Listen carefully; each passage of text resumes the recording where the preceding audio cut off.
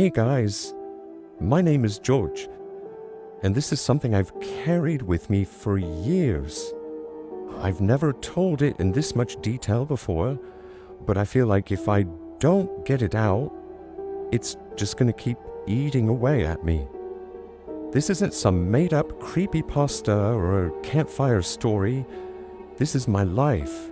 This is what I went through. Whether you believe me or not, that's up to you, but I swear on everything I love, this happened. Back when I was in college, I had a friend named Eric. That's not his real name, but it's what I'll call him. For privacy and honestly for my own safety, I don't want to say his real name, because even now, saying it out loud makes me uneasy. Like I'm calling something back into my life that I've tried to leave behind. Eric was different. On the surface, he was just that wild guy you meet in school, the one who parties too much, drinks too much, smokes everything, does whatever drug is around, doesn't take life seriously, the kind of guy your parents warn you about. But there was more to him. He wasn't just rebellious. He had this aura, this heaviness that surrounded him everywhere he went. Being around him was like being in a room with no ear circulation. Stifling, uncomfortable, suffocating, but you couldn't quite explain why. I didn't even know why I hung out with him as much as I did. I had other friends, more normal ones, but Eric had this pull. He could be funny, he could be charming, and he had this way of making you feel like you were part of some inside circle, like he knew things nobody else did, and if you were close to him, you'd know them too. And I guess at that time in my life, I was curious. I was drawn in. The first thing about Eric that really stood out, aside from his attitude, was his smell.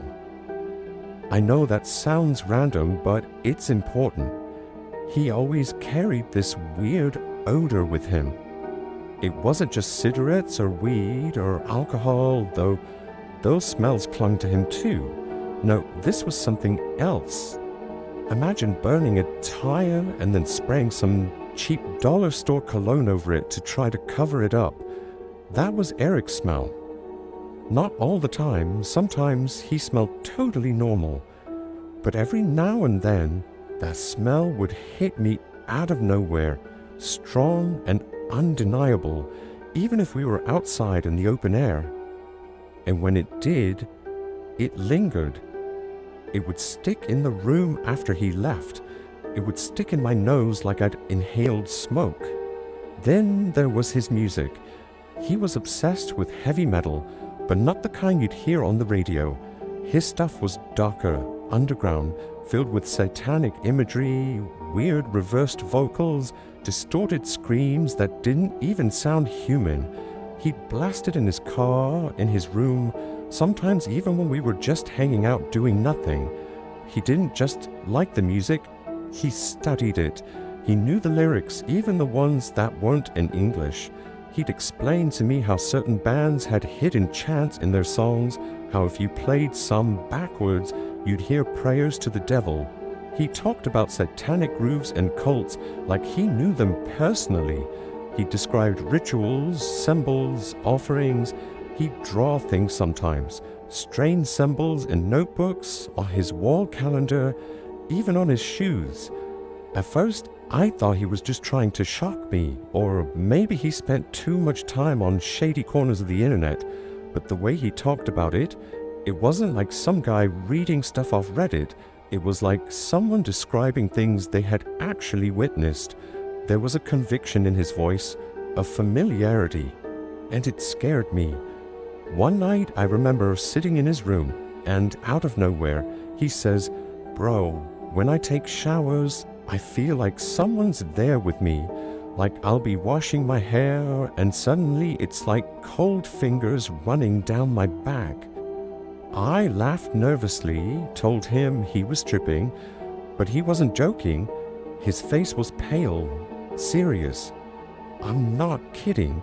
And sometimes I hear myself, my own voice, but it's not me.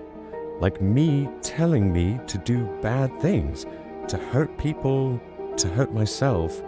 It sounds exactly like me, but it isn't. That shut me up. I didn't know what to say. And then things started happening that I couldn't explain away. I was in his room one time, sitting at his desk, when a lighter just slid across the table on its own, slowly, like someone had pushed it. Another time, a half-empty bottle tipped over and rolled without anyone touching it. Eric just looked at me and smirked like he was used to it, but I was frozen. He told me it happens all the time when he was alone. And here's the thing that made my stomach drop. He said the weird stuff got worse whenever he stopped listening to his dark music. It was like the music wasn't causing it, it was keeping it at bay. The music was his shield. One night we were chilling in the park near my house. It was late, maybe midnight.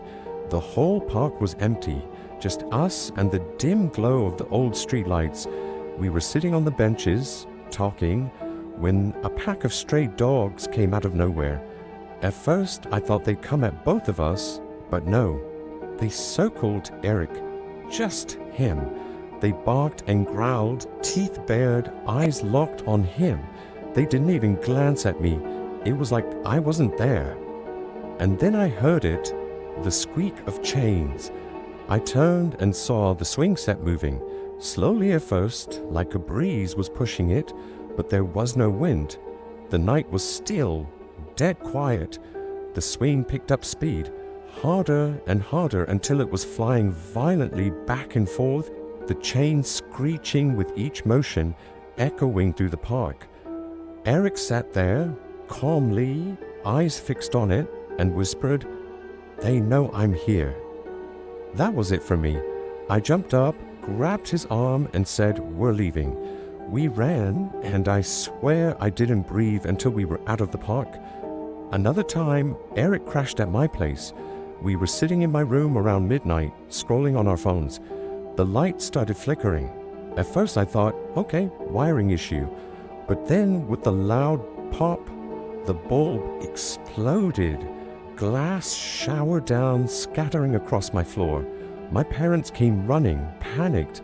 But Eric, he just sat there, calm, almost bored, like this was nothing new.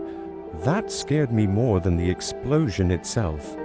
But the worst night, the one that still keeps me up sometimes, was at a college house party. The party was typical. Loud music, people drinking, red cups everywhere, the smell of smoke and beer thick in the air. Eric was in his element, laughing, drinking, surrounded by people. And then this man walked in. He didn't look like a student. He was older, maybe mid-30s.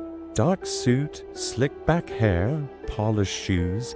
He looked completely out of place, but nobody seemed to notice him. Nobody but Eric. The man walked straight to him, pulled out a sleek black laptop, set it on the table, and opened it. He turned the screen toward Eric.